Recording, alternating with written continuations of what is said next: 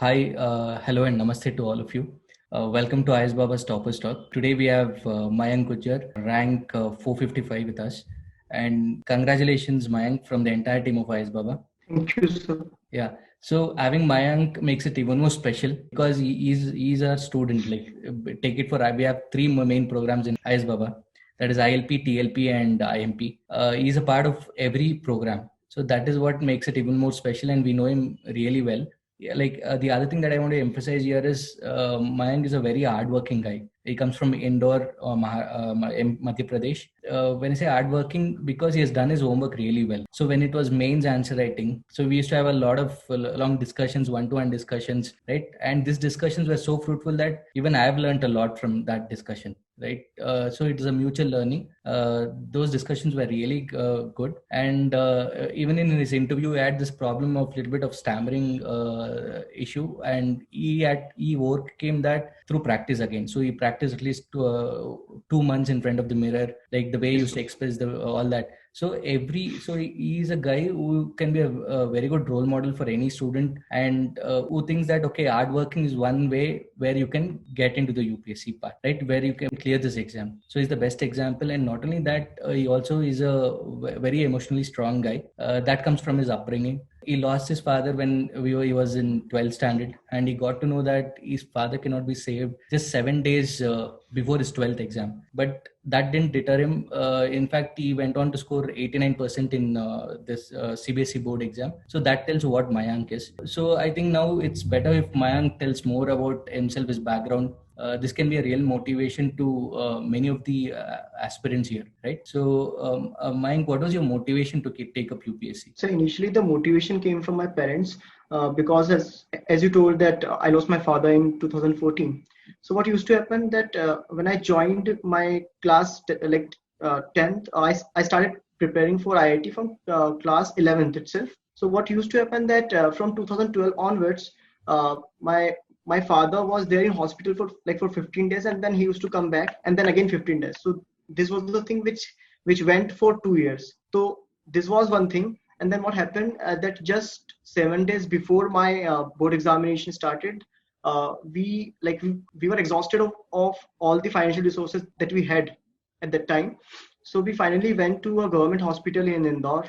And what happened that doctor, like there was no doctor to see him there, and he was lying on the floor like in front of toilet for a whole day. And then the next day a doctor came there, and he told that it's not possible for now, like for him to now save my father. So, and I get to know all this thing just 7 days before my board examinations. So with that problem, I went further with my examinations. And on 24th of April 2014 itself, when there was elections in MP, in the night I lost my father. And one more interesting thing there was that just a month after his death was my JEE advance scheduled. It was one of the situations which created a motivation in me to do this. Because of my father's health, my mother has also started working in as a storekeeper in a medical shop.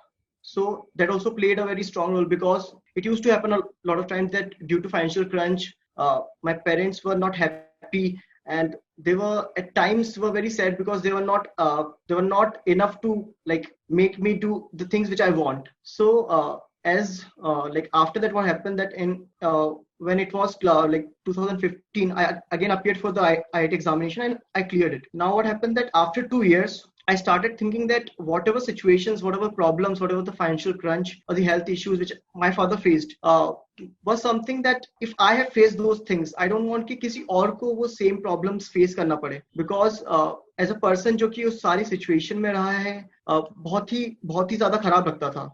And then slowly, क्योंकि वो motivation पीछे से आ ही रहा था कि you have to do something. तो in 2017 I decided कि now it is time for me to see this examination very seriously, because this is examination through which you can bring change in society, change in your surrounding everywhere in country, in any sector which you want. So finally, I decided that I want to do this examination, and in around it was around, I think, June 2018 when I finally started preparing for the examination with the optional subject first, with the chemistry, and then I went forward. So this was the motivation and how I started the preparation. Yeah, okay. Yeah, see, so what we can get to know here is the thing is there are so many students who keep coming to us, right? They're not able to study, and the reason that they give is very, very small when compared to what Mayank has undergone, right? So this exam not only expects you to be have a very good intelligent quotient as such, but also more importantly, the emotional quotient is more important in this exam, right? So that mental strength will also help you when once you get into the service as well, right? And Mayank's story can be an inspiration to many thousands and lakhs of people, right? Who are finding like little issues also. They make it a big issue for that matter. So I think this is one story which can inspire many people. And let to move forward. Like, when did you think that okay, I am for UPSC? Like, I should start off properly for UPSC? And did you start your UPSC preparation in your graduation? How did you manage your graduation and your preparation, all that? Can you elaborate more on that? So actually it was June 2018 का time था, and उस time पे मेरे cousin की एक शादी थी.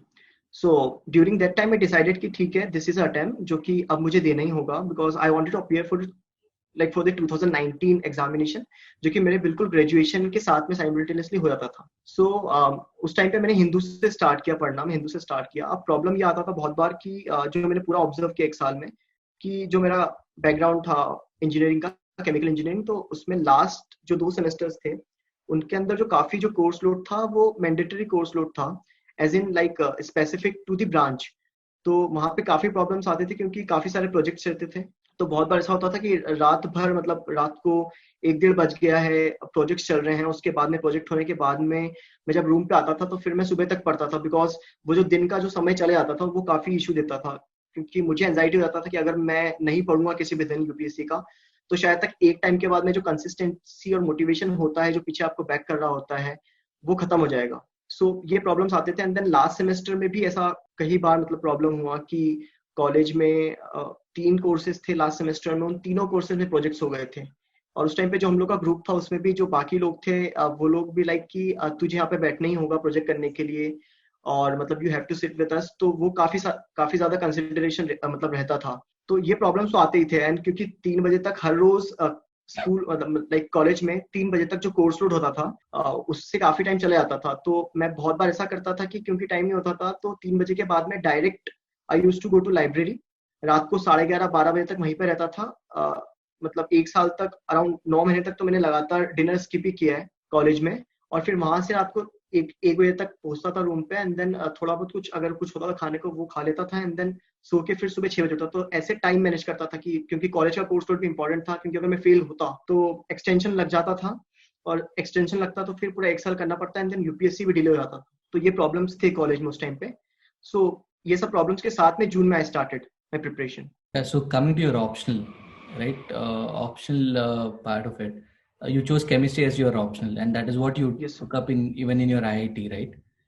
Yes. So do you believe that there is this bias in optionals, like certain optionals score well, be it anthro or socio for that matter, or other options are not performing well? What is your take on that, and what was the criteria on which you chose your optional? Yes, sir. So firstly, as far as the bias is concerned, I think because when I observed the whole examinations and the marking pattern of the different optionals over the years, I found that the science optionals are like something which provides you and leverage कि आप ज़्यादा high score कर सको. Because उनका objectivity एक factor होता है कि या तो आपको फुल मार्क्स मिल सकता है, तो आप एटलीस्ट आप 80% मतलब 70 to 80% हर एक क्वेश्चन में स्कोर मतलब कर सकते हो, जो कि अगर आप कोई और ऑप्शनल देखोगे उसके अंदर इतना ज्यादा फिजिबल हो नहीं पाता है. सो आई थिंक ये एक बायस है ऑप्शंस में. बट यहाँ पे ऐसे भी options like anthropology and sociology जहाँ पे लोग फिर भी हाई स्कोर कर लेते हैं. तो दो एक बायस तो है साइंस ऑप्शनल के साथ में. And the criteria of like optionals and वो सब चीजें, तो मेरे लिए ऐसा था कि जो केमिस्ट्री था, तो पर्सनली मतलब मुझे केमिस्ट्री काफी अच्छा लगता था क्लास 12th में जब मैं आईआईटी का प्रिपरेशन कर रहा था.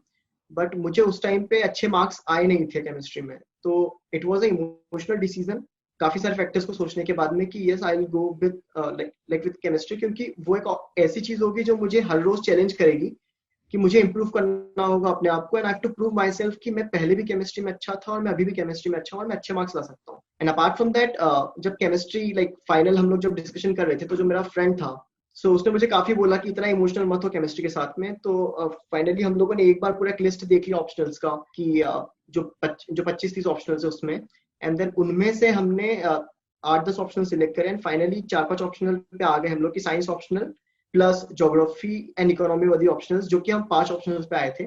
उसके बाद में उन 5 ऑप्शनल का हमने पूरा सिलेबस अच्छे से देखा, और वो सिलेबस देखने के बाद में हम लोगों ने उसके पिछले 6 से 7 साल के जो पेपर थे उनको अच्छे से एनालाइज किया, एंड वो मतलब फाइनली वही हुआ कि जो मैथ्स का सिलेबस था और जो केमिस्ट्री का सिलेबस था, उन दोनों में ऐसा हो रहा था कि आईआईटी के टाइम पे काफी सारी चीजें कवर्ड थी। प्लस आईआईटी में जब आप ग्रेजुएशन करते हैं तो इनिशियल जो 2 साल होते हैं उसमें आपको काफी सब्जेक्ट्स, कॉमन सब्जेक्ट्स पढ़ाए जाते हैं, जैसे कि मैथमेटिक्स में calculus and all this things, and chemistry में भी इनऑर्गेनिक, ऑर्गेनिक एंड फिजिकल। तो वो जो बैकिंग वहां से थोड़ा सा था, प्लस इमोशनल, एंड ये भी देखा कि ऑब्जेक्टिव है, मतलब ऑब्जेक्टिव नेचर है तो स्कोर भी हाई किया जा सकता है। So this was the consideration कि मैंने केमिस्ट्री कैसे डिसाइड किया।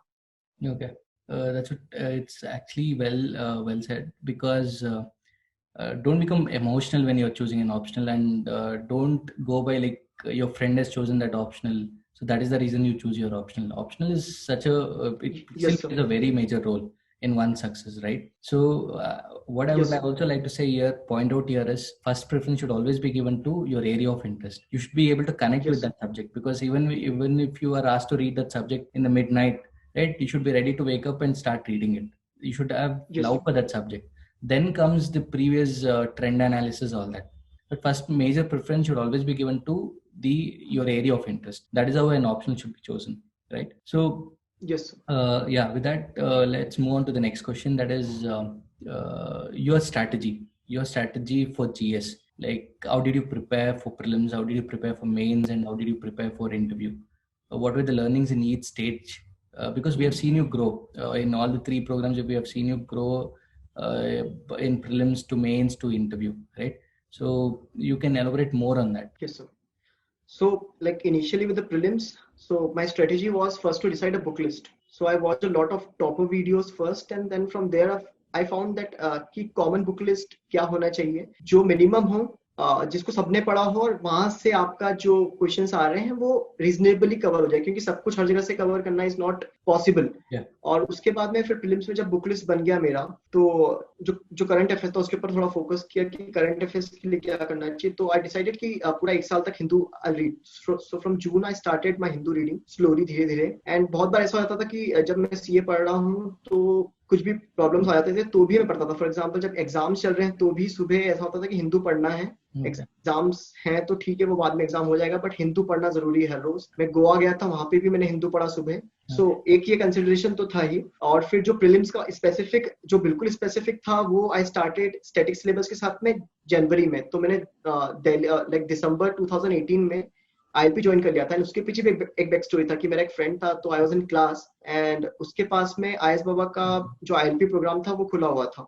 तो मैंने जस्ट उससे ऐसे कैजुअली पूछा कि यार मतलब प्रोग्राम क्या है, कैसा है, तूने कब से ज्वाइन किया है? तो टोल्ड मी कि जुलाई से स्टार्ट किया एंड प्रोग्राम इज गुड। तो उस टाइम पे ऐसा था कि फाइनेंशियल प्रॉब्लम था, क्योंकि मॉम का सैलरी वाज अराउंड 8-9,000। तो आई थॉट कि मुझे ऐसी मतलब if I want a resource या फिर टेस्ट सीरीज फॉर प्रीलिम्स, तो इट वुड बी इंपॉर्टेंट कि मैं लाइक ज्यादा फाइनेंशियल प्रॉब्लम्स नहीं आए एंड मुझे क्वालिटी मटेरियल भी मिल जाए। तो आई डिसाइडेड कि ठीक है, I will go forward with ILP. And वैसे आईएलपी ज्वाइन किया। एंड इनिशियली आईएलपी में I focus more on test, जो टेस्ट होते थे वो। एंड प्रीलिम्स के बाद में मतलब जो प्रीलिम्स था उसी में फिर जनवरी से जो स्टैटिक बुक्स था, जो बुक लिस्ट होता है पूरा, जो मैंने डिसाइड किया था पहले जून में, लास्ट जून, वो स्टार्ट कर दिया मैंने पढ़ना। सो पॉलिटी खत्म किया, फिर उसके बाद में जो अपना हिस्ट्री होता है वो खत्म किया। एंड काफी सारा पार्ट छोड़ दिया था, बिकॉज कुछ पार्ट ऐसा था कि जिससे लास्ट 6 साल में कुछ क्वेश्चंस आए नहीं थे 5-6 साल में। तो मुझे लगा कि उतना कॉस्ट बेनिफिट होगा नहीं, और 6 ही महीने हैं पूरा प्रिपरेशन जो कि जीएस का करना है उसके लिए। तो काफी पार्ट, मेडिवल पार्ट पूरा छोड़ दिया था मैंने। इंटरनल सिक्योरिटी जो कि शायद अगर क्वेश्चन पूछ ले प्रीलिम्स में तो वो भी उतना ठीक से कवर किया नहीं था उस टाइम पे। तो प्रीलिम्स के लिए तो एज फार एज यही था कि बुक लिस्ट जो है उसको बार बार पढ़ूंगा, सेम बुक को पढ़ूंगा, उसी में मार्क करूंगा, क्योंकि टाइम नहीं था, फिर से सेम चीज था। एंड उसके साथ में क्वेश्चन सॉल्व करूंगा। सो करंट अफेयर्स का क्वेश्चंस मैंने पहले ही स्टार्ट कर दिया था सितंबर से, हर रोज 15 क्वेश्चंस कर लेता था, जो अलग अलग प्लेटफॉर्म पे इजिली मिल जाता है, क्योंकि जब से बहुत सारा ऑनलाइन रिवोल्यूशन हुआ है, सो इट्स वेरी इजी कि आप जाके बस आप गूगल पे लिख दीजिए current affairs questions, you will get. तो वहां से क्वेश्चंस करके उसका एक शीट बना दिया ताकि करंट अफेयर्स पूरा अच्छे से कवर होता रहे। और जो जीएस पार्ट का जो था, वो आईएलपी का जो टेस्ट सीरीज था पूरा, उसको मैंने मार्च से स्टार्ट कर दिया था सॉल्व करना। सो मार्च से लेकर तो एग्जाम के जो 3 महीने थे, उसमें पूरा जो भी टेस्ट सीरीज था वो एग्जॉस्ट कर लिया मैंने। और उन टेस्ट सीरीज में भी ऐसा था कि आई वाज लकी, आई से कि इन प्रीलिम स्टेज आई वाज थोड़ा सा लकी, क्योंकि जब मैं पहला टेस्ट भी दिया तो मुझे 50% से कम स्कोर नहीं आया। सो वहां से शायद थोड़ा सा मुझे लगा कि हाँ ठीक है, मतलब the luck is with you. तो उसमें फिर और हार्ड वर्क कर दिया प्रीलिम स्टेज में ही। एंड उसके अलावा जो 35 टेस्ट थे आईएलपी के, वो करने के बाद में उसी का एनालिसिस ठीक से किया। और जो 60 डेज प्रोग्राम था आईएस बाबा का, सो वो भी स्टार्ट कर दिया था, मतलब साइमल्टेनियसली। तो जब मैं टेस्ट देता था तो हर रोज शाम को मैं 60 डेज कर लेता था हर दिन का। एंड वहां से जो भी काम की चीज होती थी उसको मैं रिमेम्बर करने की कोशिश करता था, क्योंकि आई was not good in note making और टाइम भी नहीं होता था। Okay. एंड एग्जाम के कुछ दिनों पहले पूरा एक बार रिवाइज कर लिया जो कंपाइलेशन था वो। तो प्रीलिम्स में आई वेंट लाइक दिस कि स्टैटिक बुक्स करना है, जो बाकी जो चीजें मैंने अभी कही। Okay. Then your mains preparation. So in mains काफी सारा सिलेबस पहले ही छूट गया था। बस मेरे पास एक ही जो जो आम था वो ये था कि मैंने सितंबर एंड अक्टूबर में, जब कुछ प्रिपरेशन ठीक से स्टार्ट नहीं हुआ था, बस ऑप्शनल ही कर रहा था, उस टाइम पे मैंने जीएस मेंस के आंसर्स कुछ लिखने का ट्राई किया था। तो 2 महीने तक I used to solve around 2 to 3 questions, जो कि टीएलपी प्लेटफॉर्म से मिल जाते थे और बाकी कुछ प्लेटफॉर्म्स और हैं वहां से मिल जाते थे। तो वो पूरे क्वेश्चंस कर लेता था। तो उससे एक इनर्शिया पहले ही ब्रेक हो चुका था। तो प्रीलिम्स के पहले आई वाज कॉन्फिडेंट कि मैं मेंस लिख के मेंस निकाल सकता हूँ। बट अभी ऐसा हुआ कि क्योंकि जब प्रीलिम्स खत्म हुआ तो I was like on boundary, मुझे लग रहा था कि शायद तक कट ऑफ क्लियर ना हो, क्योंकि उतना मतलब उतना जब भी उतना अच्छा मार्क्स नहीं आ रहा था। तो 1 महीना मैंने फिर से मेंस के लिए मैंने सोचा कि ठीक है कुछ भी हो, मार्क्स नहीं आ रहा है, तो पहले तो ऑप्शनल को फिर से रिवाइज किया। एक पेपर जो मेरा पेपर 2 था, और पेपर 1 में मैंने कुछ पार्ट स्पेसिफिक पार्ट पढ़ लिया, क्योंकि मेरा पेपर 1 पूरा छूटा हुआ था, सिर्फ पेपर 2 किया हुआ था ऑप्शनल का। तो मैंने पेपर 1 का कुछ पार्ट पढ़ लिया 50% अराउंड, और पेपर 2 का अच्छे से प्रैक्टिस कर लिया उस 1 महीने में। फिर जैसे ही प्रीलिम्स का रिजल्ट आया, उसके 2-3 दिन बाद मैंने फिर से आईएएस टीम को कांटेक्ट किया, क्योंकि उन लोगों का जो प्रोग्राम है आप लोगों का मेंस राइटिंग का टीएलपी का, वो था। मैंने और ऑनलाइन फिर से सेम चीज देखा कि जिन लोगों ने क्लियर कर लिया था उन लोगों को अराउंड 50% डिस्काउंट पे वो पूरा जो प्रोग्राम था वो ऑनलाइन आप लोगों ने दे दिया था आंसर राइटिंग का। तो वो मैंने around on 16th of July, 16th 17th of July वो ज्वाइन कर लिया था। And then on like from 27th of July I started धीरे धीरे मेंस का आंसर राइटिंग। अब यहाँ पे सबसे इंपॉर्टेंट रोल जो था वो ये था कि जो मैंने करंट अफेयर्स मैगजीन पढ़ा था, उसमें मैंने जब वो मतलब जब प्रिपरेशन जुलाई के बाद से स्टार्ट हुआ पूरा मेंस का, तो मैंने क्या किया कि जो पार्ट था अपना सीए का, उस बुकलेट के अंदर जो काम के पॉइंट्स थे वो टिक कर लिए, मतलब हर टॉपिक में 4-5 पॉइंट। बाकी जो भी पूरा बुकलेट था उसको पूरा स्ट्राइक आउट कर दिया कि बाकी चीजें मुझे पढ़नी ही नहीं है, बस ये 5 पॉइंट ही हर रोज पढ़ना है।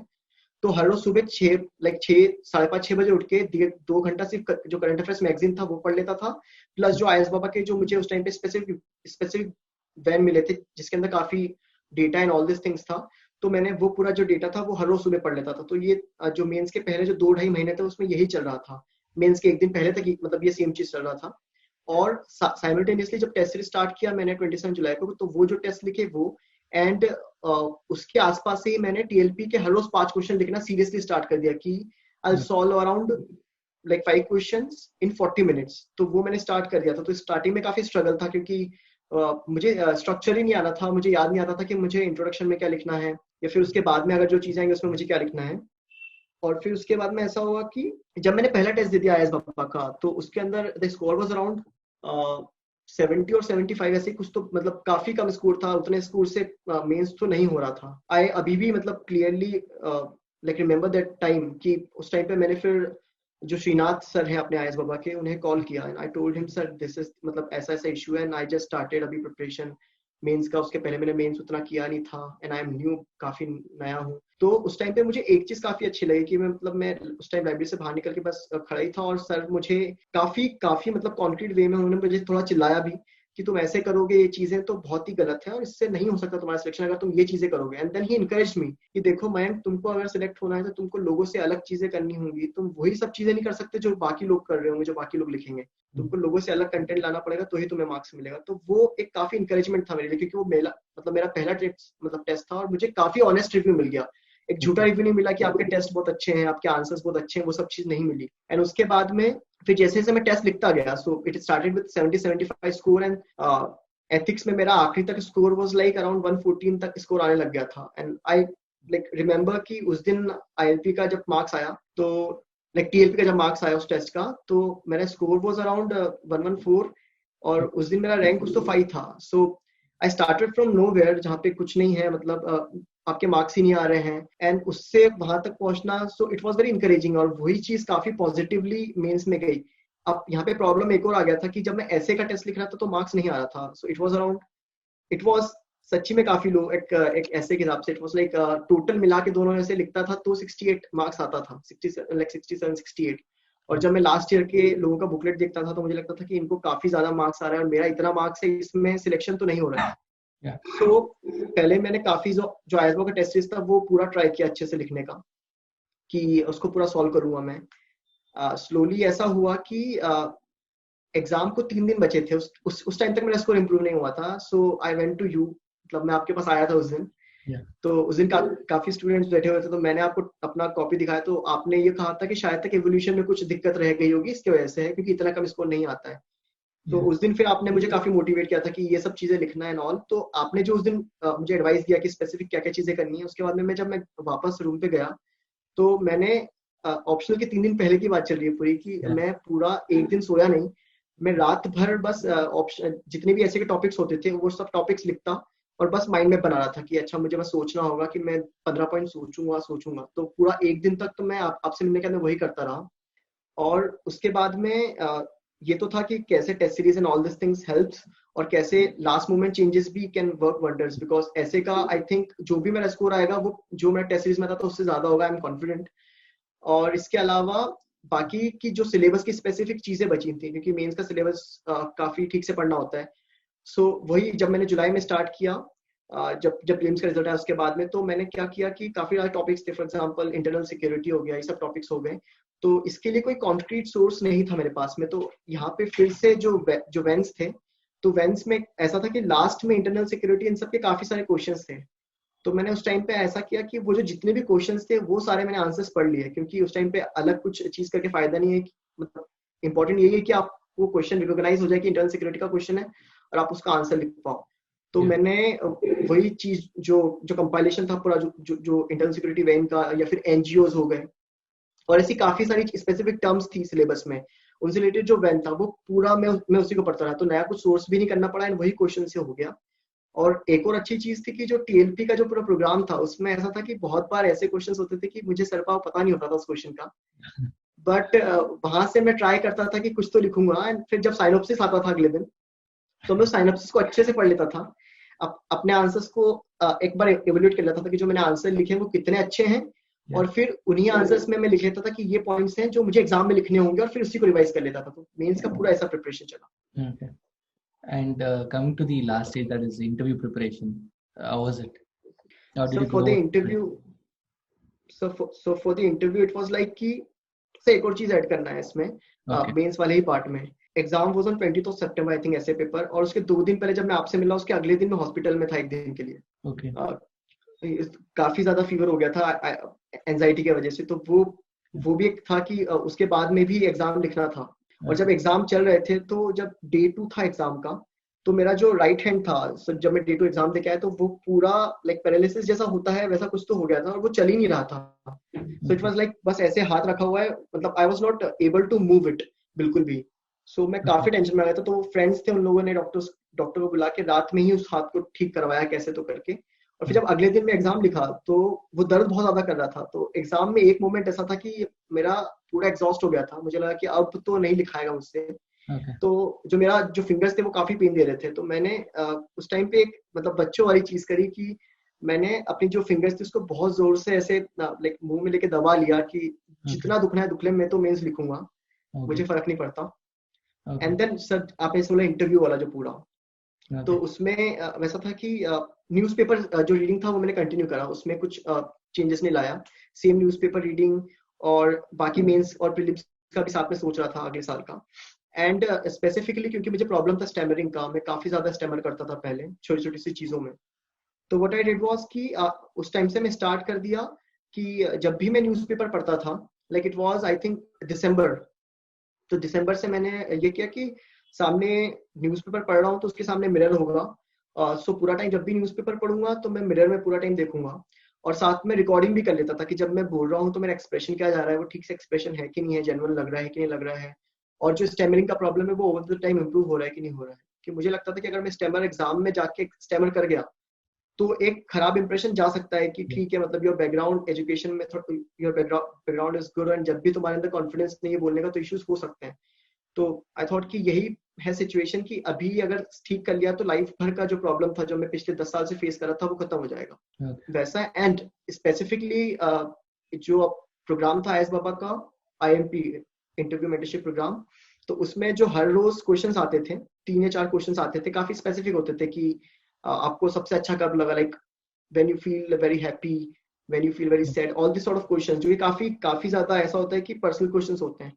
तो simultaneously I started those like solving those questions, और जब एक बार फाइनल रिजल्ट आ गया, मतलब आ गया था मेंस का, तो उसके बाद में I move to Delhi for the mock interviews and all, and उसमें भी I like specifically joined you there, क्योंकि वहां पे जब मैं आपसे बात कर रहा था तो आप बता रहे थे कि कैसे इंटरव्यू में जो छोटी छोटी सी चीजें होती है जो हम लोग काफी नेग्लेक्ट करते हैं, फॉर एग्जांपल सिलेबस ही होता है, एथिक्स का सिलेबस स्पेसिफिकली, उसमें काफी सारी चीजें होती हैं कि compassion, empathy and all this things.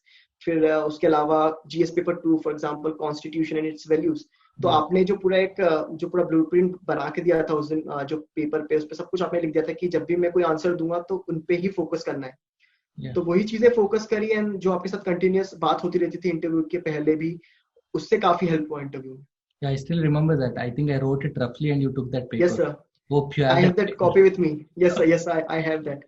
Okay, okay. Yeah, I do remember all those interactions. It was very wonderful interactions, right? We used to have like five, Yes six sir. people used to sit and we used to discuss every issues for that matter, especially in the Yes sir. interview part. And I do Definitely. remember that 3 days back, before the exam, you had come to me with Yes sir. respect to ethics and essay. But I didn't know that you were admitted to the hospital and all that. But the rest of the things I was aware of it, and good that it's all come out to be very positive at the end of the day, Yes sir. right? And you throughout the journey, right? What I see is like you have worked that, you have done your homework all. So Mayank, what is the role of IS Baba in your preparation? Would you like to recommend that IS Baba's programs to others as well? So as far as the ISBA program is concerned, I'll recommend it for sure, because what I feel that it is economical firstly, and it is possible कि कोई भी unprivileged background से आके बहुत ही minimum एक financial चीज दे के आपको इतना अच्छा क्वालिटी अगर मिल रहा है कहीं पे, तो you should go with it. बस आपका एक ही चीज हुआ कि you have to dedicatedly like follow those programmes, follow those things. So ये एक आयस बाबा का चीज है जो कि मुझे खुद को मतलब अंदर से आता है कि इसीलिए लोगों को ज्वाइन करना ही चाहिए ILP, क्योंकि आज अगर आप मार्केट में देखोगे तो इट्स नॉट पॉसिबल कि इतने सस्ते में आपको कोई भी चीज मिल जाए। और मेरा फाइनेंशियल कंडीशन जो था उस हिसाब से मैं मतलब मेरे लिए बेस्ट था उस टाइम पे कि अगर कुछ है तो वो ILP का टेस्ट सीरीज है, और जो ILP है वो। एंड सेकेंडली जो मैंने काफी डिफरेंस देखा है कि टेस्ट सीरीज ही ले लीजिए, तो टेस्ट सीरीज में ऐसा होता है कि बाकी टेस्ट सीरीज में you will find a lot of questions जो कि सिलेबस से दूर दूर तक नहीं होते हैं, बस क्वेश्चंस डाल दिए जाते हैं ताकि दिखाया जा सके कि अपना टेस्ट सीरीज सबसे अच्छा है, बच्चों को डिफिकल्ट लग रहा है। बट विद द आयस बाबा it was not the case, it was like कि काफी ज्यादा स्ट्रिक्ट जो करंट अफेयर्स है वही मतलब ठीक से पूछेंगे, एंड जो बेसिक GS है उसी को पूछा जाएगा, मतलब जो कि काफी प्रोबेबिलिटी होता है क्वेश्चंस आने का। वो सेम चीज मैंने प्रीलिम्स में भी देखा था कि प्रीलिम्स के एग्जाम में काफी क्वेश्चंस वर फ्रॉम देयर। तो एक ये चीज है। सेकेंडली जो पर्सनल मेंटरशिप है, सो फिर से वो सेम चीज की इट्स नॉट मतलब पॉसिबल कि कोई भी आपको मतलब किसी भी कोचिंग लाइक इंस्टीट्यूट है उसके जो भी डायरेक्टर है फिर फाउंडर है उनसे जाके बिल्कुल फ्रेंकली बात कर सके। मैंने खुद ने पर्सनली ये चीज बहुत जगह पे फील करी है, और आई नॉट से कुछ जगहों का नाम, बट आई फेल्ट कि बहुत ज्यादा डिफिकल्ट होता है अप्रोच करने में ही। But with you like Mohan sir and then Srinath sir, it was like कि जब भी आप कॉल करोगे दिल गिव यू टाइम, वो काफी फ्रेंकली आपसे बात करेंगे। इट वाज लाइक कि एक आपको ऐसा लगेगा प्रिपरेशन में जब आप आईएएस का ILP में होंगे या फिर उनके मेंटरशिप में होंगे कि आप अपने किसी फैमिली के बड़े से बात कर रहे हैं, आप काफी फ्रेंकली हर चीज डिस्कस कर सकते हैं, जो कि आई थिंक एक इमोशनल बैकिंग दे देता है, एक ट्रस्ट देता है कि यस आप सामने वाले इंसान पे पूरा ट्रस्ट कर सकते हो। तो ILP वो ट्रस्ट है जिसपे आप बिल्कुल ब्लाइंड फोल्डेडली आप पीछे पढ़ सकते हो उस प्रोग्राम के, एंड वो आपको लिस्ट में लाके ही रहेगा, मतलब क्योंकि इन माय केस जो 6 महीने इनिशियली बस आईएलपी का था जब मैंने जी स्टार्ट किया, और वो 6 महीने में अगर मैं इतना कर लिया और उसके बाद में, तो आई थिंक कि अगर कोई इसको डेडिकेटली फॉलो कर ले तो आपका रैंक बहुत ज्यादा अच्छा आ सकता है इस प्रोग्राम से। बस बात वही है कि आपको बस ट्रस्ट करना होगा, डेडिकेशन दिखाना होगा, और एक बॉन्डिंग जो एस्टेब्लिश होता है उसके ऊपर आपको काम करना होगा पूरा। Yeah, yeah. That's what I keep saying. Three pillars of the prerequisites for clearing this exam is consistency, revision, and trust. Trust in yourself and trust in the materials that we provide. Trust in the mentors, right? So these three things are Yes. very plays a very important role in one's success in this exam. And thank you for those kind words, Mayank. I really appreciate you all on behalf No, of the sir. entire team. It's like I am child of yours. Like you are like my big brother, and I know that the platform and the whole institute is really genuine. There's nothing keep marketing and all this thing. You are true to yourself, and you are true to students. Yeah, thank you for that. Thank you for that. Yeah, yeah. Let's moving on to the next one. Like your current affairs preparation. How was it? Like, Yes. because current affairs, the problem that any student faces is too many resources, too many newspapers, many websites, many initiatives. So how was your current affairs preparation? So first with the current affairs, the basic reading should be of Hindu or the Indian Express. So I personally followed the Hindu, but I also looked at the Indian Express like in some days. So Hindu is the part, the basic, the foundation, and then secondly, you should be having one current affairs magazine. So initially, I was following current affairs magazine with a monthly approach. So it was around 10 or 12 compilations which I used to read. Like so, 1 month, one compilation, all this thing, and then simultaneously the role which comes is of solving as much as question in current affairs. So उसके लिए I solved around 15 questions current affairs के लिए, तो उससे दो benefit हुए। पहला कि जो हिंदू में जो चीजें आती थी उसका रिवीजन हो जाता था, तो वो दिमाग में स्ट्रक कर रहा था। सेकंड ये होता था कि बहुत बार ऐसे क्वेश्चंस आते थे करंट अफेयर्स में जो पहले न्यूज में रहते थे, तो उससे जो पहले का न्यूज जो मैंने छोड़ा हुआ था पूरा वो भी कवर हो गया था। एंड थर्डली कि कॉन्फिडेंस आ गया था कि हाँ करंट अफेयर्स में अच्छा हो सकता है। तो करंट अफेयर्स के लिए बेसिकली ये था। एंड साथ में जो राज्यसभा डिबेट्स होती थी, तो जब भी मैं खाना खाता था मेस में, आई यूज टू है कि मतलब आई यूज टू कि उस टाइम पे मैं जो राज्यसभा डिबेट है वो पूरा देखूंगा। तो 8 या 9 महीने तो ये पूरा चला, एंड 12 महीने का हिंदू पढ़ा, एंड 8 या 9 महीने मैंने जो टेस्ट लाइक जो क्वेश्चन सॉल्व करे हर रोज 15 क्वेश्चन वो, एंड राज्यसभा डिबेट्स। तो करंट अफेयर्स में ये है।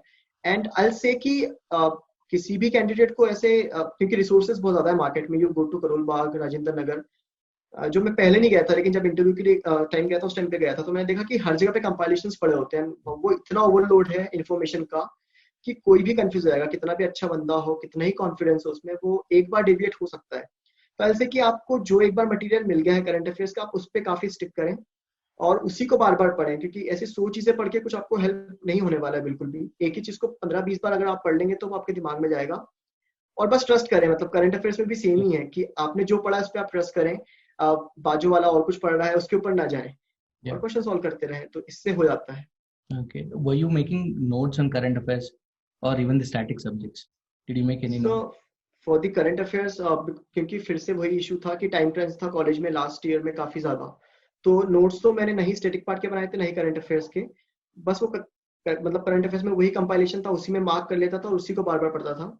Okay. एंड जो जीएस का स्टैटिक पार्ट था उसमें भी सेम चीज की जो किताब था उसी में मैंने मार्क कर लिया था। इससे स्पेसिफिकली लास्ट ईयर नोट्स नहीं बनाए थे। एंड वो मतलब आई से कि अगेन थैंक्स की जो वैन थे, तो मैंने जो नोट्स नहीं बनाए वो बाद में वैन्स में जो रिवीजन वैन्स आए थे उन्होंने काफी हेल्प कर दिया था उसमें। Yeah, okay. So that's what it depends on individual to individual. See, some people would go for note making.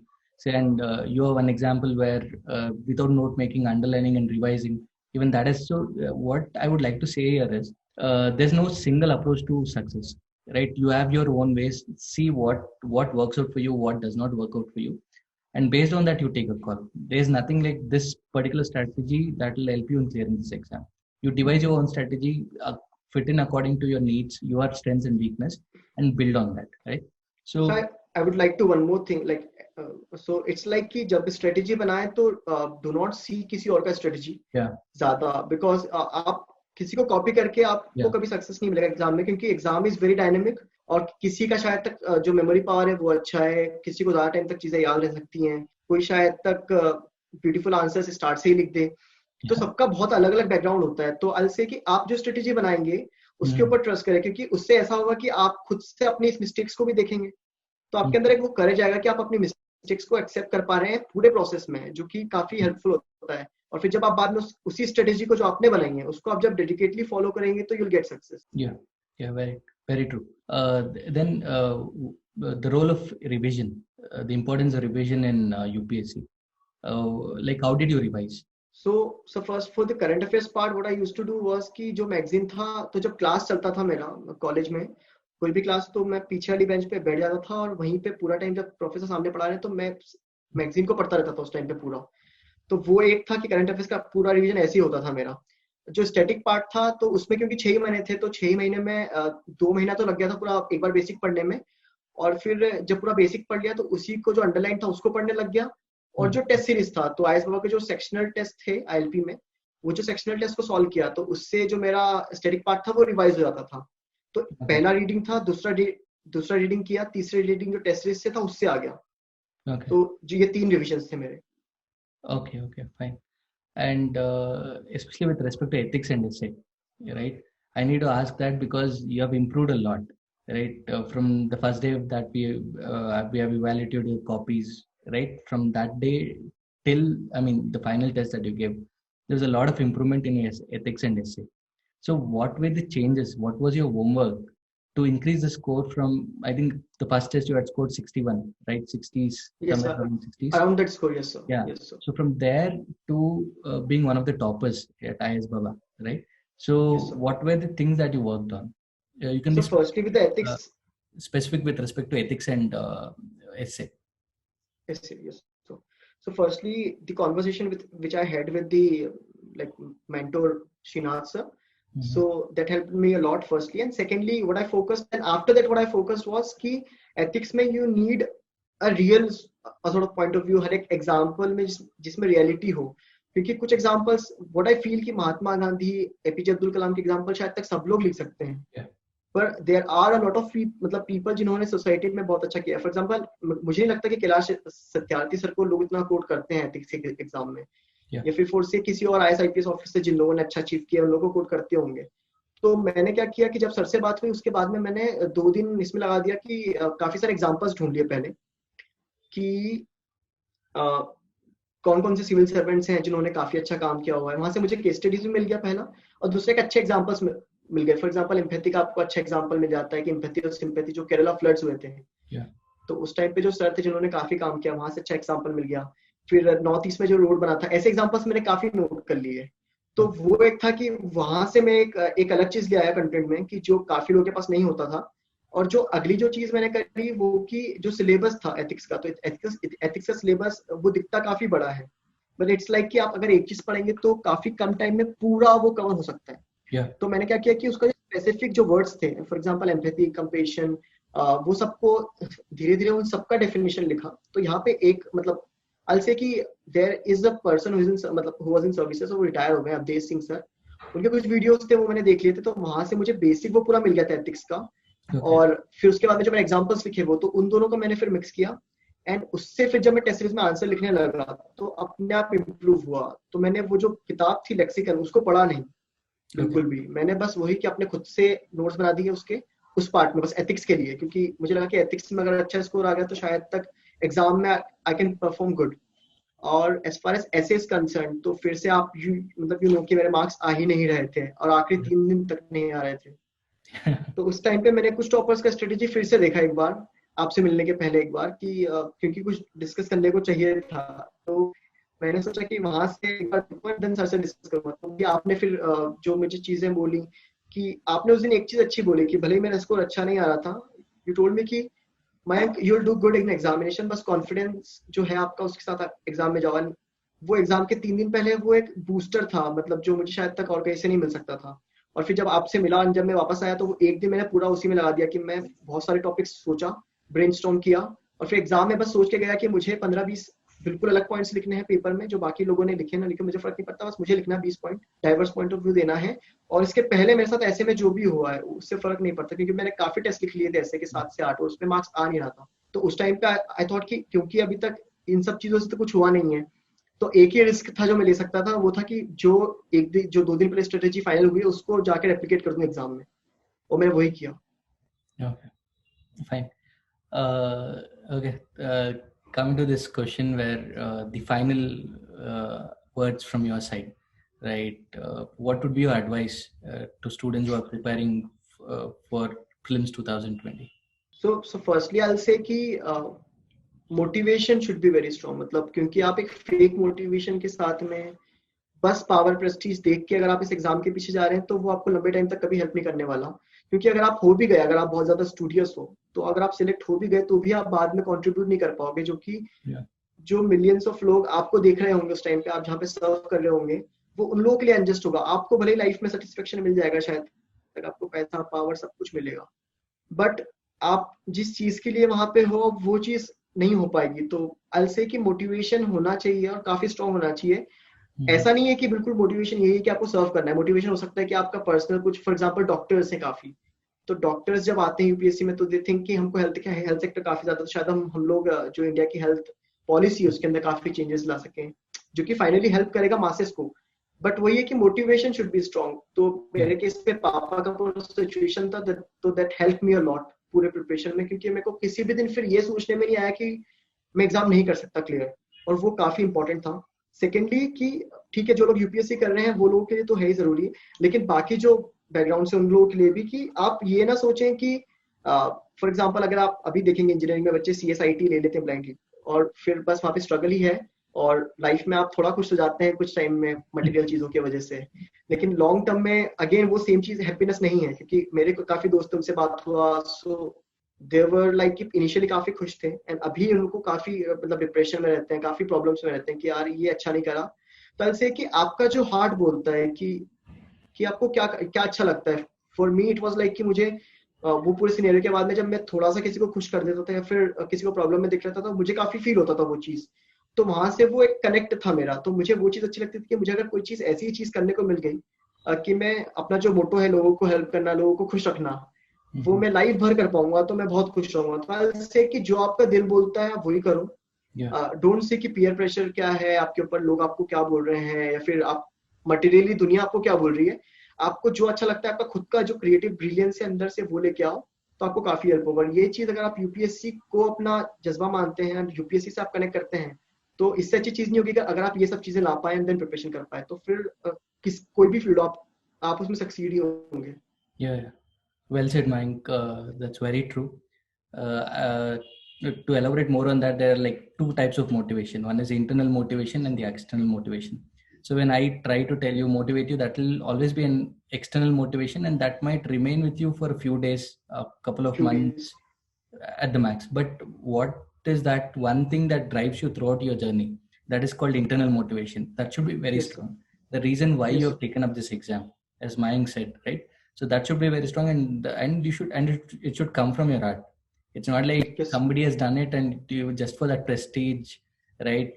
Power, or you are doing it, right? So thank you, Mayank, for joining us and giving your piece of advice to students and your complete strategy. How did you prepare all that? And of course, there'll be a lot of inspirations that will be taken from this discussion. And thank you once again from the entire team of IS Baba. Yes, sir. Thank you. Yeah. We'll meet soon as well. Yes, sir. Thank you.